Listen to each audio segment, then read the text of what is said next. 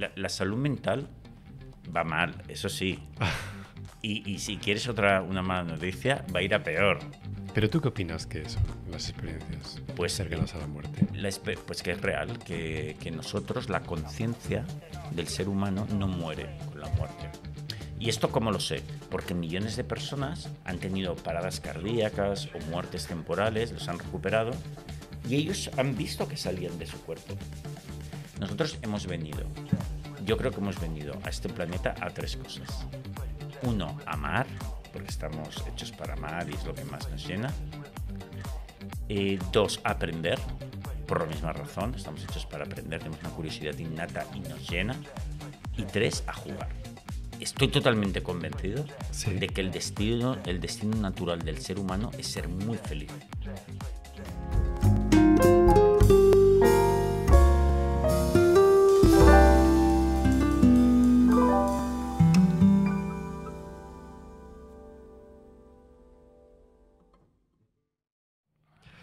Buenas tardes y muchas gracias por estar un día más con todos nosotros en La Primera Impresión. Ya sabéis que como cada semana invitamos a La Primera Impresión a líderes sociales, a gente que nos inspira y de la que aprendemos. Gente que además es generosa porque comparte anécdotas con todos nosotros. Y sobre todo ya sabéis que casi todo es mentira, menos la primera impresión. Bueno, nuestro invitado de hoy es escritor. Recordemos los últimos episodios, si no recuerdo mal, estuvimos con Santiago Abascal, con quien hablamos un poquito de lo divino, de lo humano, de botánica. Luego estuvimos con Íñigo Errejón, con el que filosofamos un poco sobre la libertad. Y el último día estuvimos con un actorazo, con Iván Sánchez. La verdad es que lo pasamos fenomenal. Y hoy volvemos a la escritura. Nuestro invitado de hoy, si no tengo mal entendido, no cree mucho en los matrimonios. Dicen que hace senderismo solo, o al menos escuchando música. Y además, en su primer día de colegio, un compañero que se llamaba Sergio le dio un abrazo tan grande que aún se acuerda. Hoy tenemos con todos nosotros, en La Primera Impresión, a Rafael Santandreu. Rafa, ¿cómo estás?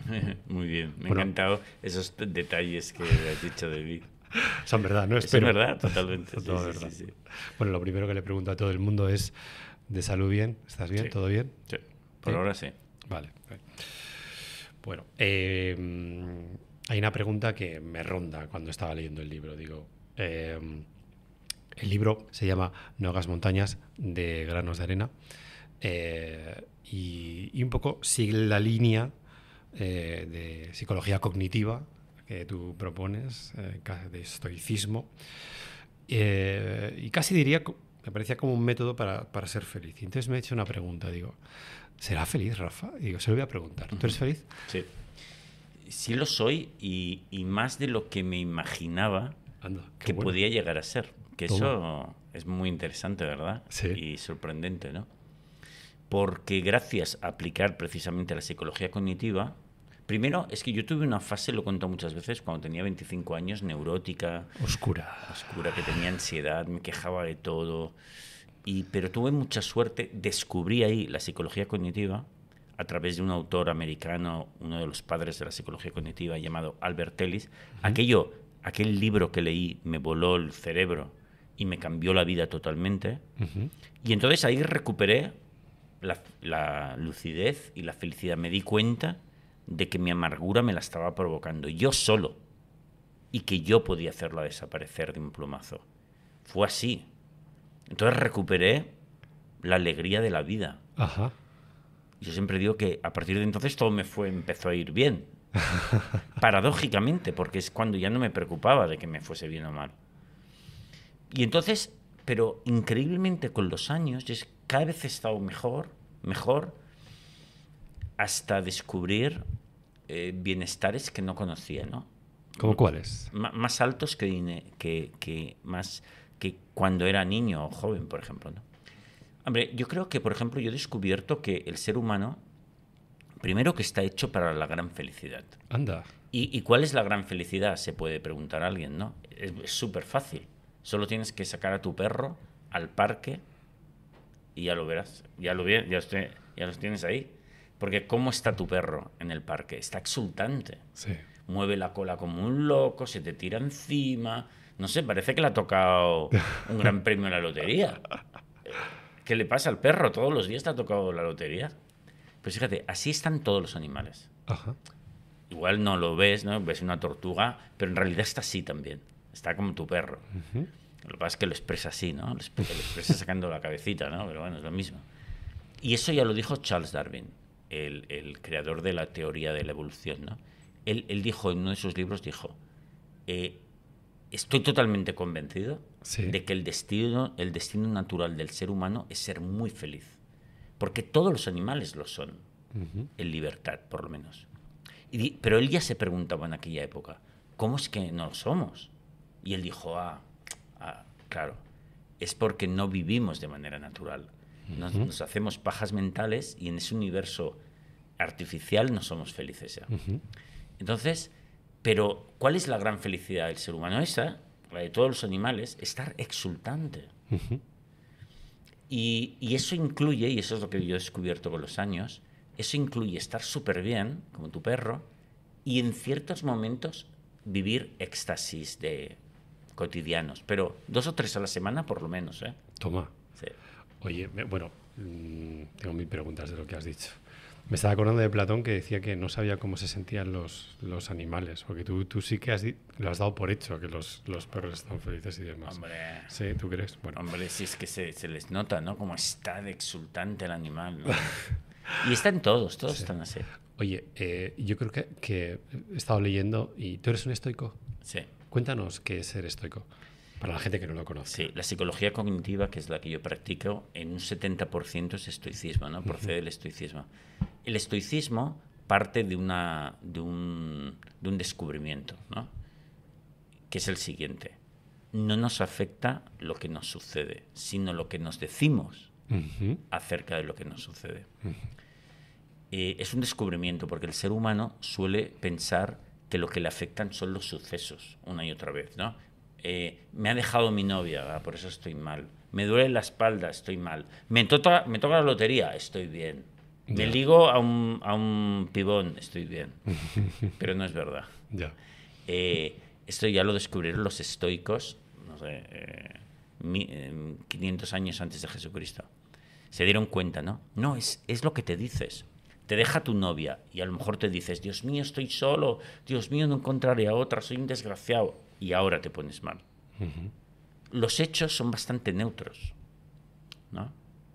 Por ejemplo, si alguien entra aquí y nos da una patada en el culo a ti y a mí, seguramente nos indignemos, pero no es por la patada, es por lo que nos decimos. El diálogo interno que tenemos. Es el diálogo interno, porque si estamos en un gimnasio y de repente un monitor de estos modernos nos dice que nos demos una patada en el culo, que se nos va a poner un glúteo ahí como el de Schwarzenegger, estaremos felices con la patada. Ajá. Y es lo mismo, es la patada. ¿Qué ha cambiado? Lo que me digo acerca de la patada. Entonces, ser estoico significa usar unos principios filosóficos que hacen que prácticamente ningún hecho te perturba demasiado, te parece demasiado mal. Te parece, bueno, un poco malo, pero no demasiado malo. Tú todavía puedes ser mega feliz. Y eso lo conseguimos diciéndote lo mejor en cada situación. Ajá. Y el estoicismo estableció cuál es esa filosofía que te permite estar mejor en cada momento. Muy bien. Que si quieres, la gente dirá, bueno, ¿y cómo es esa filosofía? Solo, digamos una cosa solo, si quieres. Que es que hay mucho contenido en esa filosofía, pero uno de los principales es la creencia de que necesitamos muy poco para estar bien. Necesitamos solo el agua y la comida del día. No necesito novia. No necesito que me den una patada o no me la den para ser feliz. Necesito muy poco y ya puedo gozar de la vida. Entonces, si eso te lo crees, te estás armando con la filosofía estoica que te hace mucho más feliz y preparado para la vida. Qué bien. Oye, has hablado de 1000 cosas. Has hablado de pibones. La gente que es bella, hombre o mujer, me refiero, ¿tiene más problemas para ser feliz? ¿Tú crees? Bueno, buena pregunta. No lo sé realmente, ¿no? Más fácil para ser feliz no lo tienen seguro. Más difícil podría ser, pero tampoco... Desde luego la belleza no da la felicidad. Eso es seguro. La belleza, el mundo está lleno de gente mega guapa que se quiere suicidar. Cierto. Porque no se aguanta ya, no aguanta sobre la tierra, ¿no? Posiblemente lo tienen un poquito más difícil, posiblemente. Por ejemplo, lo que sí, por ejemplo, estoy seguro que la gente más rica o rica lo tiene más difícil para ser feliz. Esto es seguro. ¿Pero por qué? Eso no tengo ninguna duda. Mira, lo sé también porque, mira, yo como psicólogo Sí. he trabajado con gente de todas las clases sociales y ricos también. Claro. Y he conocido un montón. Y ahí ya tengo una muestra perfecta. Qué Están bueno. bastante mal psicológicamente, ¿eh? Ajá. Eso sin duda. Y sí, yo lo puedo comparar, ¿eh? Y luego, ¿por qué les sucede? Porque se suelen autopresionar un montón en cuanto a crearse muchas necesidades. Porque entonces se les abren muchas perspectivas porque tienen dinero, muchas posibilidades porque tienen dinero, pero entonces esas opciones las convierten en necesidades absolutas. Tengo que tener una gran vida, tengo que tener éxito, me lo tienen que reconocer, tengo que aprovechar muy bien la vida, Y entonces todos esos tengo, hacen muy difícil. Es un ventilador de obligaciones. Es un ventilador de obligaciones. Entonces por eso están bastante mal. Ya. Fíjate, estaba leyendo en tu libro que decías que el 60% de los universitarios tenían ansiedad continuada. Me he quedado de piedra. Eso no nos pasaba en la generación. Bueno, seremos de la misma quinta aproximadamente. Antes no pasaba esto. ¿Qué ha pasado? Sí, ha pasado dos cosas. Sobre todo la principal es que el mundo está aumentando la presión cada vez más, ¿no? En la época, por ejemplo, se ve muy claro si lo comparamos con nuestros abuelos, ¿no? Uh-huh. En la época de nuestros abuelos, la gente tenía muy poca presión social, vital, ¿no? Por ejemplo, yo cuento muchas veces que mi abuelo, como un orgullo, mi abuelo por parte de padre, vivió siempre en lo alto de una montaña en el Pirineo, porque era payés, tenía una pequeña granja, pero fíjate, mi abuelo, este abuelo, nació en la casa donde nació su padre y su abuelo. Y a lo mejor murió en ella y todo. Murió en ella, ¿no? Totalmente. Se dedicó a lo que se dedicaba su padre y su abuelo. Wow. Nunca salió de la provincia de la provincia, de los pueblos alrededor, ni quería. Uh-huh. Una vez sus familiares le dijeron, oye, ¿por qué no vas a Lleida a conocer la gran ciudad? Y él dijo, pero ¿qué se me ha perdido ahí? Ni de coña. ¿Sabes? Entonces, se casó con una de las 5 mozas libres del pueblo de su generación. ¿Sí? O sea, fue fácil. ¿Sí? Es decir, seguramente tuvo en toda su vida pues, 3 pares de zapatos o 4 y no quería más. Ajá.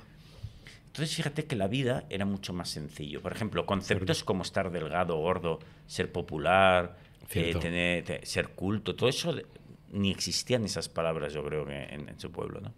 Entonces, fíjate, ahora lo comparamos con nosotros y nosotros tenemos una presión brutal. Es ¿no? verdad. Tenemos que ser guapos, delgados, sí. Estar en forma, tener estudios. Tú imagínate que tú vas a una discoteca esta noche, vamos esta noche a una discoteca, intentamos ligar. Lo mismo no nos dejan entrar, pero con nuestra edad. Pero bueno, vamos a intentar, venga. Pero nos dejan entrar, intentamos ligar y con las chicas que hablamos les decimos que tú y yo no sabemos leer y escribir. Oye, habría que hacer esto. Me gusta la idea. Sí, ya es difícil ligar, ya si dices esto ya no veas. Es decir, bueno, porque claro, tienes que tener un mínimo de estudios. O bastantes estudios. Hubo una época que no. ¿Qué más? Tener muchos amigos. Incluso haber viajado. Saber idiomas es ya un requisito mínimo para ser un tío decente, ¿no? Entonces, cantidad de... Entonces, la presión es bestial. Yo, por ejemplo, cuando por las mañanas, que yo madrugo bastante y voy paseando por la ciudad, escuchando música y me fijo en la gente mucho, ¿no? Sí. Me gusta, ¿no? Y hay una cosa que de verdad admiro y me apasiona, es sobre todo las mujeres, qué arregladas que van. Ajá. Ya temprano por la mañana, ¿no? Por un lado es bonito, ¿no? Porque dices, hostia, qué bien se arreglan, ¿no? Los hombres menos, ¿no? Uh-huh. Y dices, pero qué trabajo, ¿no? También. Es mucho tiempo eso. Claro, es que son perfectas. Cada día. O sea, es decir, van perfectas, trabajan, lo hacen todo perfecto, son amables, cuidan a su familia, Dios mío, cuántas obligaciones, ¿no? Entonces, claro, y el hombre en otro orden de cosas también, ¿no? Entonces, esta superpresión nos está volviendo locos. Y antes no la había y ahora sí que la tenemos. Sí, además, yo creo que es el factor principal porque se ve muy claro que la mala salud mental va aumentando al mismo tiempo que aumenta esta superpresión. Entonces, está muy pegadito las líneas, ¿no? Entonces, y eso te indica que seguramente ese sea el factor principal. El otro día que estuvo aquí Íñigo Errejón e intentamos en el podcast no hablar de política, estuvimos hablando de una cosa muy interesante y es que decía Íñigo que si en España, porque le pregunté, digo, somos líderes en toda Europa en consumo de benzodiazepinas. Y me decía, bueno, es que si quitamos 3 sustancias, quitamos el café, el alcohol y alguna que otra cosa más, y las benzodiazepinas, la gente o no se levanta o no se acuesta. Y le preguntaba si somos una sociedad enferma y me decía que sí. ¿Tú qué opinas? Sí, claro, por supuesto. Sí. Sí, hombre, todos estos indicadores lo muestran claramente. Es que esto es terrible, Rafa. No. ¿No crees que no? Estamos terribilizando, entonces. Exactamente. Ese es otro punto de la psicología cognitiva. No, porque nada es terrible. Ya. Todos son granos de arena. Ah, muy bien. Eso también. Sí, muy bien. Vale, O sea, tú puedes decir, tenemos una salud... Mira, la salud mental va mal, eso sí. Y si quieres una mala noticia, va a ir a peor. Y no tiene solución. ¿Por qué va a ir a peor? Primero porque la tendencia es así. Y ya. se ve claramente. Sí. O sea, si no hubiese un cambio extraordinario, claro. esto va a seguir así, ¿no? Ya. Y porque no veo que la sociedad se vaya a volver atrás. Ya. Sino va a ir, en su exigencia, va a ir a más, ¿no? Entonces yo creo que no hay remedio. Pero nada es tan terrible, ¿no? Porque todo lo que empieza debía acabar y, bueno, quizás las cosas tienen que colapsar en un momento dado. Y luego, por otro lado, porque así como yo pienso que a nivel colectivo no hay solución, y esto sería largo de explicar, pero yo, por los datos que manejo, yo creo que no hay solución, pero a nivel individual sí, a nivel colectivo no, pero a nivel que eso está muy bien. Es decir, yo puedo armarme de una gran filosofía y no llenarme de necesidades. Volverme como mi abuelo. ¿Por qué? Porque no puedo hacerlo. Incluso puedo aprovecharme de las ventajas de la vida moderna y esquivar esa hiperpresión totalmente. Por lo tanto, qué fantástico, ¿no? Que el resto de la gente no lo hace y la población, bueno, mala suerte, es lo que hay. Tampoco somos tan importantes como civilización. Pero fíjate, el otro día hablamos de esto, de que somos 5 veces más productivos que hace 80 años. Eso significa que en vez de trabajar a lo mejor pues las 40 horas, siendo 5 podíamos trabajar 8, si hubiéramos dedicado el incremento de productividad pues a horas de disfrute. Pero el ser humano, no sé si está en nuestro ADN o dónde está, en vez de hacer eso, nos ponemos nuevas necesidades, de repente nos apetece un coche más caro, una falda más cara, nos gusta un sillón mejor y nos ponemos necesidades y acabamos ese tiempo que podríamos tener libre, lo acabamos rellenando y nos ponemos más obligaciones. ¿Cómo cambiamos eso? Porque parece, o sea, fíjate, yo entiendo tu punto, pero da la sensación de que está en alguna parte del ADN esto de quiero más, el deseo continuo.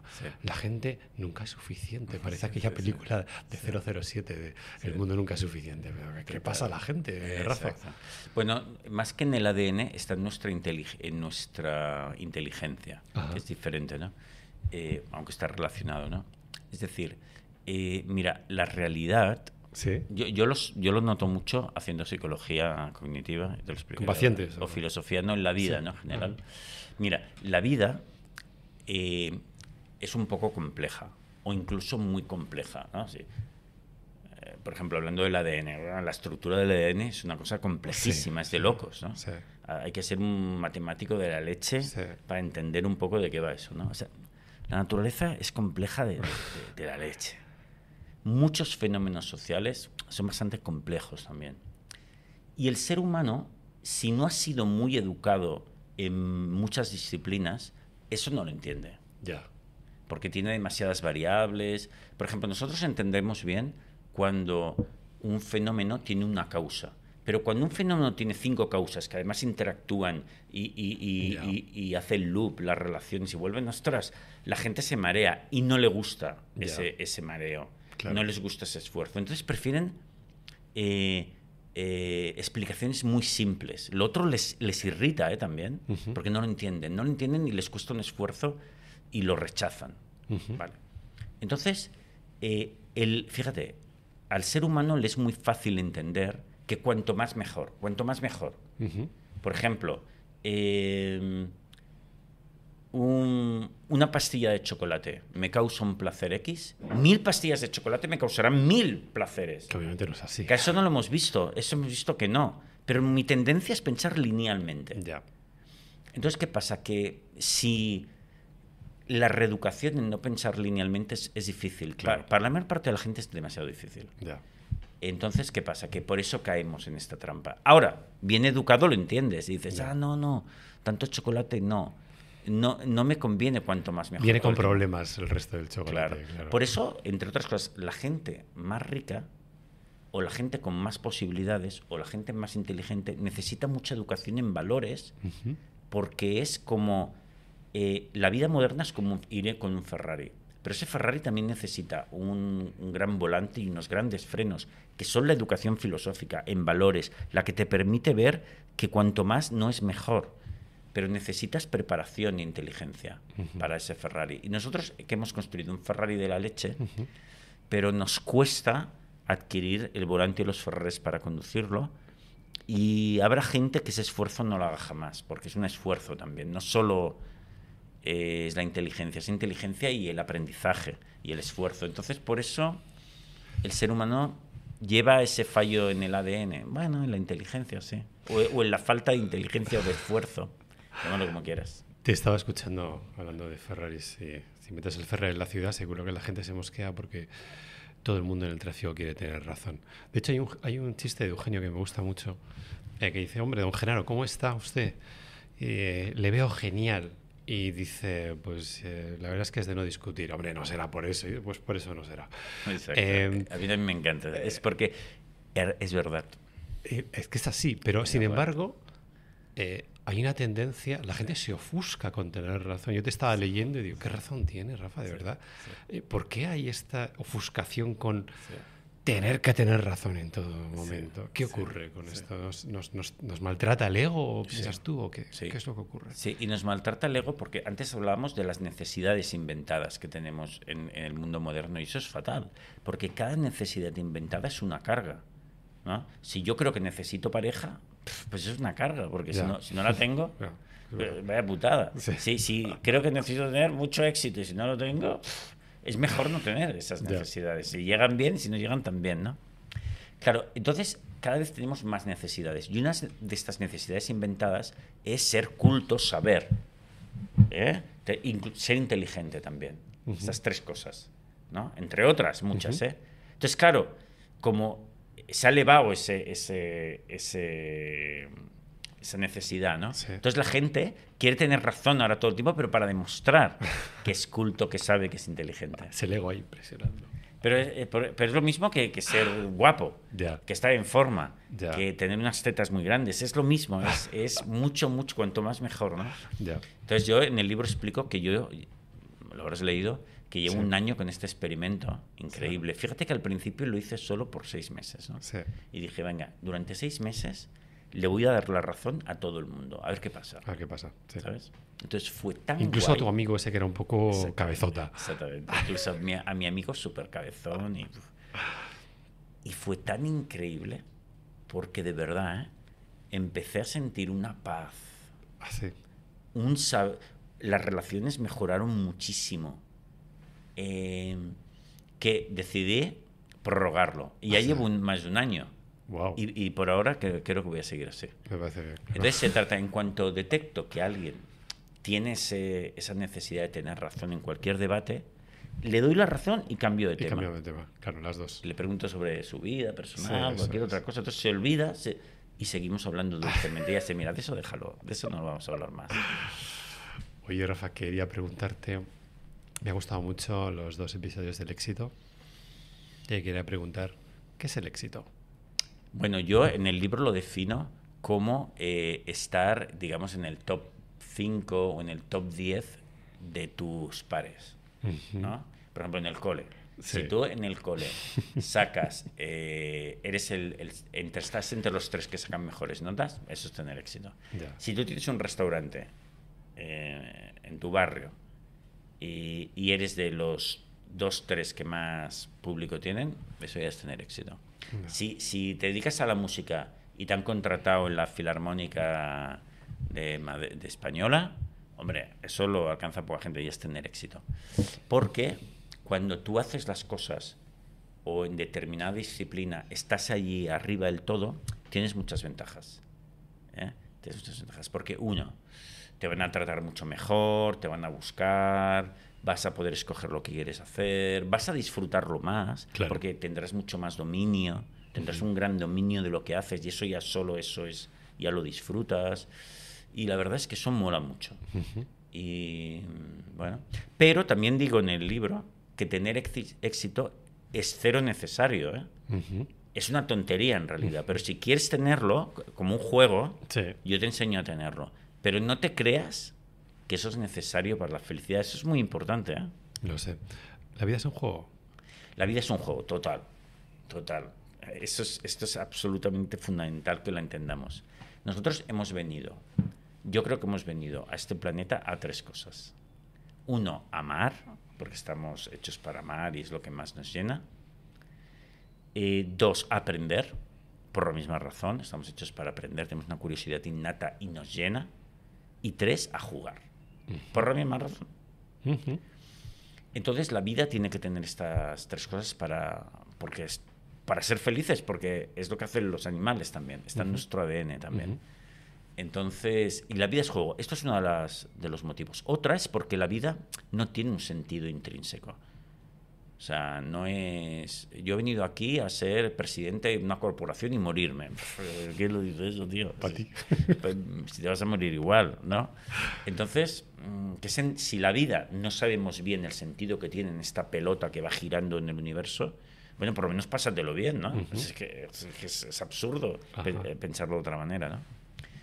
Y luego otra razón, si quieres, porque el conjunto de cosas no es importante, nada es importante. Nada es importante. Eso es lo que decía, nada importa y cuando importa a nadie le importa, ¿no? Pues por lo tanto vamos a jugar, sí, ¿sabes? Claro. Entonces, está claro, sí, ¿no? Vamos a divertirnos. ¿Has visto la película The Game, supongo, no? Pues no. ¿No la has visto? No. Tiene que ver con todo esto. Ah, sí. Sí, tiene que ver con todo esto. Pero está claro que la vida es para jugar. Mi vida es juego. Oye, ¿dónde queda el crear? Bueno, ahí está como juego, como divertimento, pero bueno, hay gente que tiene esa capacidad creativa a tope y se lo pasa a tope, y hay gente que no y también se lo pasa a tope de bien, ¿eh? Ya. Eso, por ejemplo, vamos a poner un ejemplo claro, ¿no? Es verdad que con la creatividad tienes un subidón de la leche, ¿no? Las neuronas chisporrotean cuando hay una novedad en la mente de alguien, ¿no? Yo lo he sentido muchas veces. Pero hay gente que, por ejemplo, si te gusta hacer música, ¿no? Puedes disfrutar un montón tocando versiones de los grandes músicos, ¿no? No necesitas hacerlo tú tampoco. Claro. Es verdad que si tú sacas una pieza bestial es muy guay también, ¿no? Y novedosa.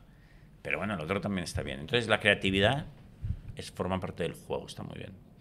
Oye, ¿tú crees que y bueno, y para el éxito es muy importante también, yo lo explico en un punto ahí, ¿no? Buscar más la creatividad que no optimizar recursos, beneficios, recortar gastos. Ya. Eso es un poco mediocre. Hay que disfrutar con el viaje, en teoría, ¿no? Sí. Y además que con la creatividad, si dejas eso un poquito de lado y vas a la creatividad es mucho más abundante. Porque de repente inventas algo nuevo que ofrece algo bestial y eso te va a dar unos beneficios extraordinarios a todos los niveles, ¿no? En cambio, simplemente cumpliendo, bueno, pues no tanto. Oye, y te quería preguntar también por la queja. ¿Nos quejamos demasiado, tú crees? Sí.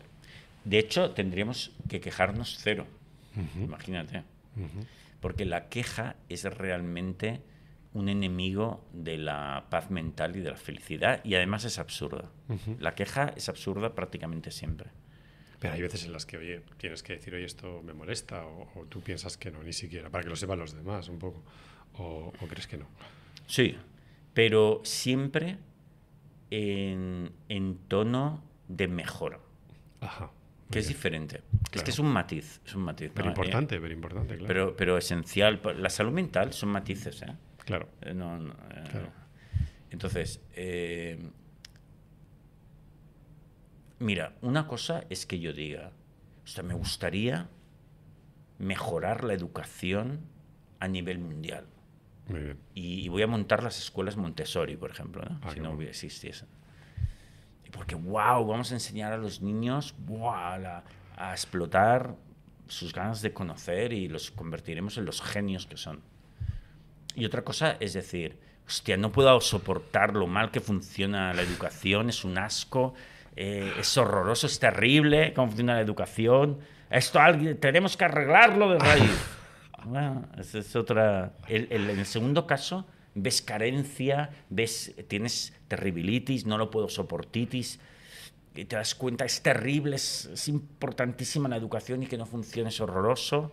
Y necesitamos montar los cañones, armarlos y armar una guerra para solventar esto. Claro, esto es muy neurótico. Ya. Porque primero, esa necesidad, ya te estás cargando de necesidades, ya te estás amargando a los demás, metiendo urgencias y obligaciones. Y además haciéndote ver que tienes una carencia de la hostia. Claro. ¿No? En cambio, es mucho más sano decir, no, si no hubiese educación, también estaría fantástico. En los pueblos del Amazonas no existe, la escuela es tan genial. ¿Sabes? Ahí sí que son felices de verdad. Entonces, podrían ser más felices que nosotros sin educación. Son más felices seguro y tengo datos para demostrarlo, ¿eh? Científicos. Pero entonces, bueno, ahora que quiero hacer algo no lo necesito, pero quiero hacer algo maravilloso. Vamos ahí. Es una diferencia bestial. Porque entonces estoy movilizando la alegría, la ilusión y las ideas realmente positivas y creativas. De la otra parte, estoy movilizando la neurosis, la carencia y las soluciones agresivas y de bombeo retirado. Y puede parecer parecido, pero no tiene nada que ver. ¿Y no te parece que hay un segundo freno? O sea, que quejarse está mal siempre. Hay un segundo freno, y es que una vez que tú esto lo cambias, ¿no? De repente hay mucha gente que se preocupa excesivamente del qué pensarán. Porque da la sensación, creo que lo digo en tu libro, que decías, oye, nos van a criticar siempre. Sí. Vale, esto es como... Entonces un programita de estos con mucho cariño y de repente tienes un hater que dices, o lo he puesto al revés, o no me he expresado bien, o a este hombre le pasa algo. Y además le va la vida en ello, en cómo te critica, ¿vale? Porque dices, chico, yo no sé si llamarte, de verdad. Yo no lo leo, pero cuando me lo dice la gente y digo, ¿en serio? Míralo. Y lo vio, digo, ostras, pues es verdad que no puede llover para todo el mundo bien, pero ¿no te da esa sensación de que luego muchas veces nos preocupamos de lo que digan los demás demasiado y que debemos hacer lo que nos apetece? Sí. Mira, yo creo que hemos de ser muy conscientes de que toda la vida habrá gente que les disgustemos muchísimo y incluso que se pongan como locos. Ya. Eso ha pasado siempre en toda la historia de la humanidad y pasará siempre. No esperes una cosa diferente jamás. Pero hay una, o sea, yo lo que veo es que hay una intensidad de emoción ahí. Gente dice, no pienso escuchar la entrevista a esta persona. Chico, siempre bueno, pero ponte 2 minutos, a lo mejor te puede gustar, ni oportunidad. Tienes que aceptarlo, tienes que aceptarlo, siempre lo ha habido. Mira, te voy a poner un ejemplo que igual te puede ayudar. Mira, a mí me gusta mucho la historia, entre muchas disciplinas me gusta mucho la historia. Ahora estoy leyendo un libro maravilloso que trata un poco día a día, semana a semana, mes a mes, los hechos de la Revolución Francesa, ¿sabes? Extraordinario, ¿eh? Desde empezó a cocerse el ambiente revolucionario antes de 1789, incluso con la independencia de Norteamérica. Se fue labrando allí en París todo el mogollón hasta que se declaró la revolución, mataron a los reyes y luego se desató el terror con Robespierre a la cabeza y ya se acabó y al final se impuso Napoleón de emperador y acabó con todo aquello, más o menos, ¿no?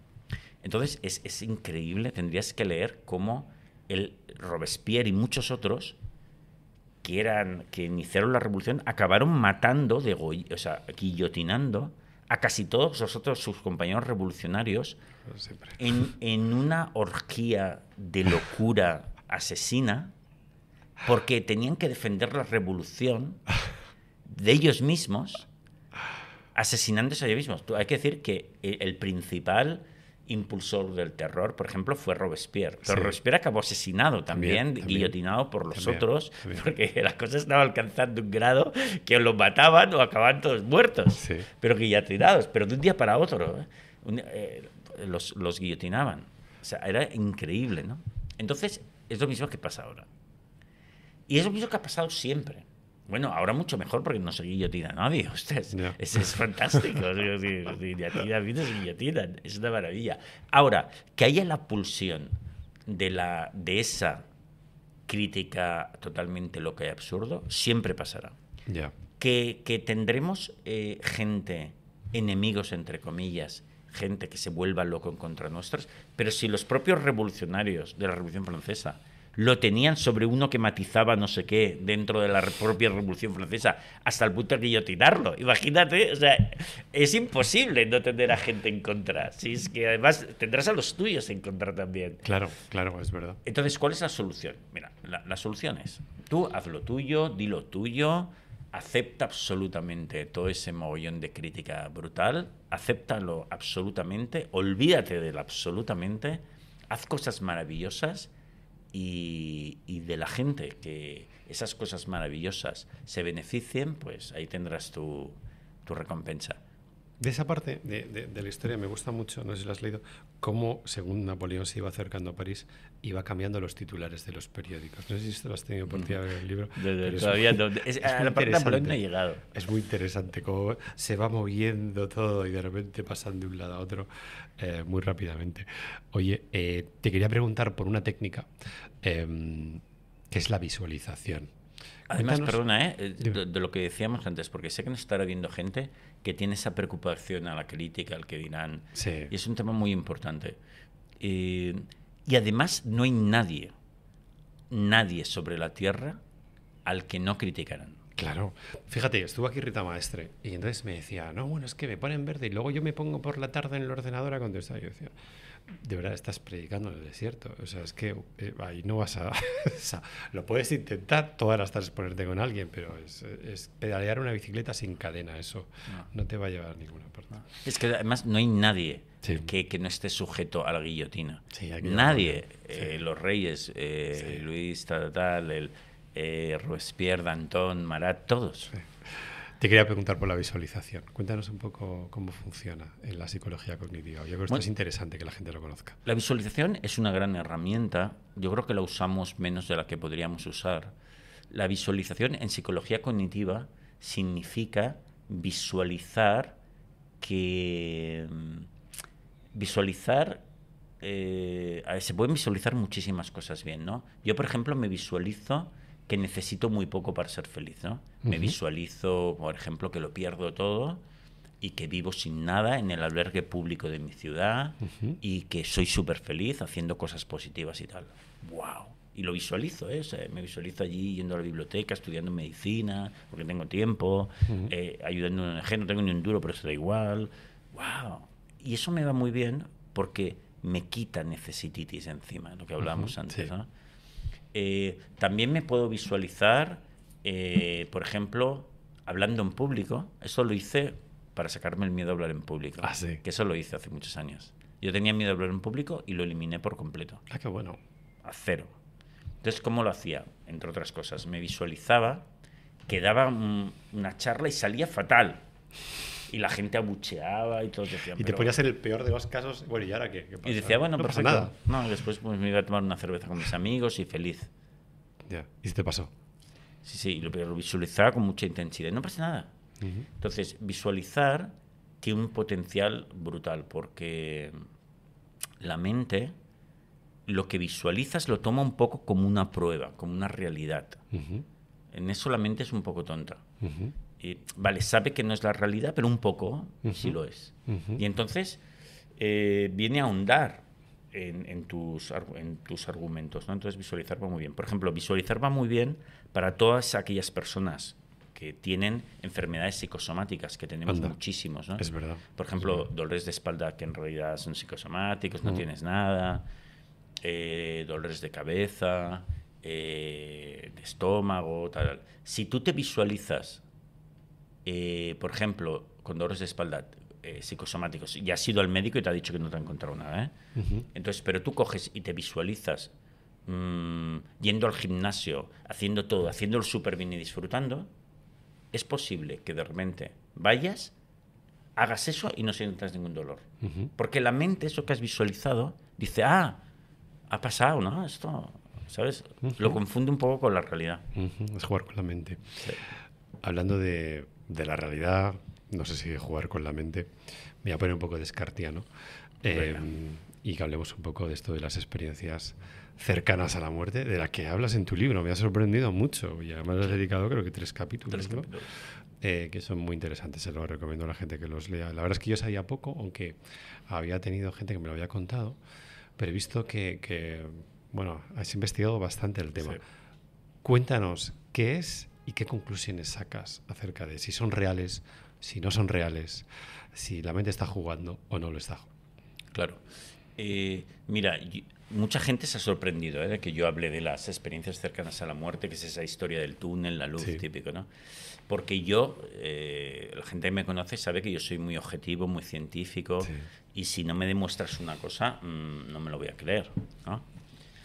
Pero sin embargo, esto, yo digo que, créedme, que si lo analizas bien, lees todos los estudios que hay al respecto, etcétera, por indicios, por los indicios que tiene, la hipótesis más plausible, no tenemos la seguridad completa, pero la hipótesis más plausible es que el fenómeno de las experiencias cercanas a la muerte es real y no es una alucinación. Y esto, siendo objetivo y científico, tengo que verlo así, te guste o no te guste. Mucha gente, los escépticos fanáticos que existen, o los ateos fanáticos que existen, no quieren ver esos indicios. Te dicen, no, pero la prueba definitiva no está. Pero es que la prueba definitiva en ciencia está pocas veces.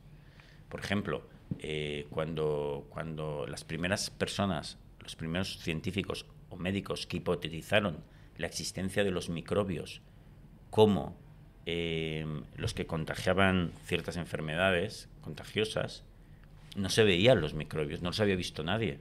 Y solo por indicios hipotetizaron que lo más probable para ellos es que la existencia de unos animalitos invisibles que estaban vivos y que eran capaces de matar a un caballo y a una persona. ¿Cómo es posible eso? Entonces, los médicos de la época y los científicos de la época, el mainstream los descalificó totalmente y los tomaron por ridículos y locos. ¿Cómo podías creerte esto? Y decían, no, pero es que existen todos estos indicios. Y es mi hipótesis. Luego, siglos después, alguien inventó un microscopio y los vio, y ahora los conocemos, son virus, bacterias, etcétera. ¡Wow! O sea, es decir, pero el ateo fanático dice, no quiero ni oír hablar de esa hipótesis porque no existe, no lo hemos visto por el microscopio. Bueno, pero... ¿Pero tú qué opinas que son las experiencias cercanas a la muerte? Pues que es real, que nosotros, la conciencia del ser humano no muere con la muerte. ¿Y esto cómo lo sé? Porque millones de personas han tenido paradas cardíacas o muertes temporales, los han recuperado, y ellos han visto que salían de su cuerpo. Veían lo que sucedía ahí abajo y se veían a su propio cadáver. Sabían que estaban muertos y ratificaron lo que vieron allí. Luego pasaron a otra dimensión en la cual se encontraron con seres fallecidos, seres queridos muertos, seres espirituales, y finalmente una voz les dijo, no es tu momento, tienes que volver, y volvieron. Entonces, este fenómeno, por muchas razones, no parece en absoluto una alucinación. porque las alucinaciones son muy diferentes, porque las alucinaciones por definición son fantasías y no se ratifica lo que sucede en la sala operatoria, ¿no? Como ha pasado infinidad de ocasiones. ¿Has empezado a creer en alguna divinidad a partir de esto? Sí, porque por esto y porque hay otro indicio que te puede llevar a creer en la divinidad, que es el siguiente, que la complejidad de la vida sobre la Tierra, por decir algo, es tan sumamente compleja que solo por una cuestión azaroso-evolutiva, no matemáticamente, es imposible que haya llegado a la complejidad actual en los siglos, en los millones de años que ha durado, que se ha formado la Tierra o el universo incluso. Matemáticamente no salen esas cuentas, lo cual indica que, junto con la teoría de la evolución, con la evolución de las especies, también ha habido una dirección en la creación de la vida, ¿no? Con lo cual, la creación de algo ya implica la existencia de una mente creadora. Y esa es mi definición de Dios. Estuvo por aquí Carlos Blanco, no sé si le conoces, aquel niño prodigio de Crónicas Marcianas, Sí, hoy doctor en filosofía. No lo conozco, pero me acuerdo de él. Es un tipo magnífico y buen amigo. Y hablábamos de la idea límite de Dios. Él lo explica mucho mejor que yo, y es que dice que los chimpancés tienen una idea de Dios en función de su inteligencia. Los más listos chimpancés tendrán otra mejor, y los humanos tenemos otra, los humanos muy inteligentes tienen otra. Y te hago una pregunta: ¿qué pasa si la inteligencia artificial de repente nos da un sentido a todo esto? ¿Tú cómo lo ves esto de la inteligencia artificial, que nos va a crear nuevas ideas que ni siquiera a nosotros se nos habían ocurrido? ¿Esto te da un poco de miedo o lo ves con tranquilidad? Que de repente sean los humanos, ya no sean la persona más inteligente en la sala, sino que hay una inteligencia artificial que empieza a tomar decisiones por nosotros, que cree nuevos conceptos que a nosotros no se nos habían ocurrido, o que de repente nos dé una idea sobre las experiencias cercanas a la muerte que digamos, nunca se nos había ocurrido que era esto. ¿Cómo lo ves esto? Bueno, a priori estaría muy bien, porque esas nuevas ideas enseguida las adoptaríamos y construiríamos sobre ellas, ¿no? Claro. Esto no habría ningún problema. Que pueda llevar a eso, como mucha gente piensa, a una distopía, a la destrucción del planeta, eso ya no lo sé. Ya. Yo no soy tecno-optimista, sino lo contrario. Soy tecno-pesimista. ¿Y por qué? Porque creo que la tecnología trae muchísimos más problemas que beneficios. Yo creo que lo hemos visto a lo largo de la historia. Para mí es claro. Para mí, en salud mental, como hemos hablado antes, es clarísimo. La salud mental, a lo largo, con el progreso, cada vez ha ido peor. Y nosotros ahora lo vemos clarísimo, porque tenemos unos datos muy, muy claros de cómo evoluciona la salud mental, y antes lo hemos visto, va mal. Y en gran parte es debido al progreso y a la tecnología. Por tanto, no lo he pensado mucho, y la verdad es que no tengo muchas ganas de pensarlo, pero prefiero pensar en otras cosas. Pero no soy muy optimista sobre eso. Por penúltimo, ¿el amor, tú crees que garantiza la felicidad, amar a los demás? ¿O por lo menos es una condición necesaria? Sí, pero hay que añadir, que yo creo que a veces no lo tenemos en consideración, que el ser humano también puede amar cosas o ideas. Porque eso a veces no le damos la importancia que se merece también. Explícame esto. Claro, yo, por ejemplo, yo amo la música, y mucha gente ama la música. Es una relación realmente apasionada y bestial, o la naturaleza. Cierto. O su trabajo, o la madera, por decir algo. Es decir, y esto es muy importante también, porque hay gente o la espiritualidad, hay gente que viviendo como eremita en la montaña es inmensamente feliz, pero ama.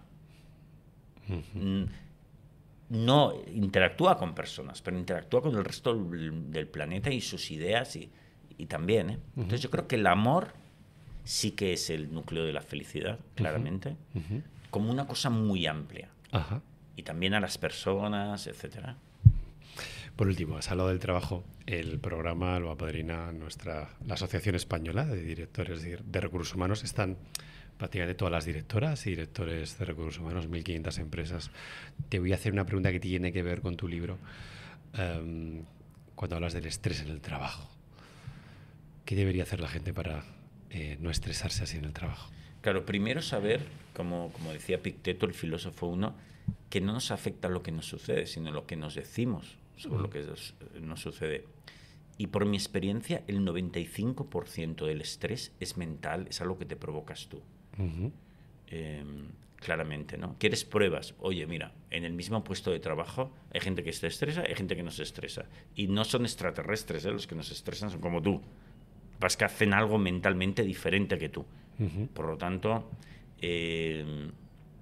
entonces, la magia para no estresarse es no necesitar, como hemos hablado siempre, ¿no? Incluso no necesitar el trabajo. ¿Cómo explicas esto? Yo lo he leído en tu libro, pero quiero que lo expliques. No necesitar el trabajo, no necesitar el éxito. Mucha gente tiene miedo de esto. Pero no es éxito, es pagar una hipoteca. O sea, esto es lo que quiero que expliques bien. Porque claro, no tienes que necesitarlo.